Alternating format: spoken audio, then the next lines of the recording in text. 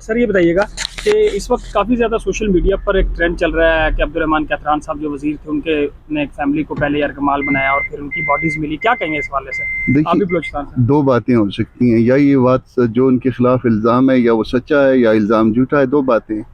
تو اس میں جو انویسٹیگیشن کے لیے جو جن اداروں کی ذمہ داری ہے وہ اپنا کردار ادا کریں اور اس معاملے میں جو ہے نا کسی نتیجے پہ پہنچائیں۔ اگر سچا ہے تو قانون کے مطابق کارروائی ہونا چاہیے، اور اگر جھوٹا ہے تو پھر بھی قانون کے مطابق جو ہے نا اس کی عزت کو بحال ہونا چاہیے، دونوں میں سے جو بھی بات ہو۔ مگر اس سے پہلے اگر میڈیا ٹرائل اگر کسی کا شروع کر دیا جائے تو اس سے میرا خیال ہے کہ پریجوڈس کاز ہوتا ہے۔ تو بہتر یہ ہے کہ پہلے کسی نتیجے پہ پہنچا جائے کہ یہ واقعہ جو الزام اس پہ لگایا جا رہا ہے وہ سچا ہے یا جھوٹا ہے۔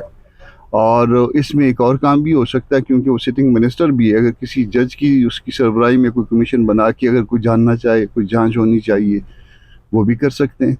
تو بنیادی بات یہ ہے کہ کسی کے خلاف اگر کوئی مٹیریل ہے اور اس نے کچھ کیا ہے تو اس کے خلاف کارروائی ہونی چاہیے، اور اگر نہیں کیا تو پھر جو ہے نا اس کا ٹرائل نہیں ہونا چاہیے میڈیا کا۔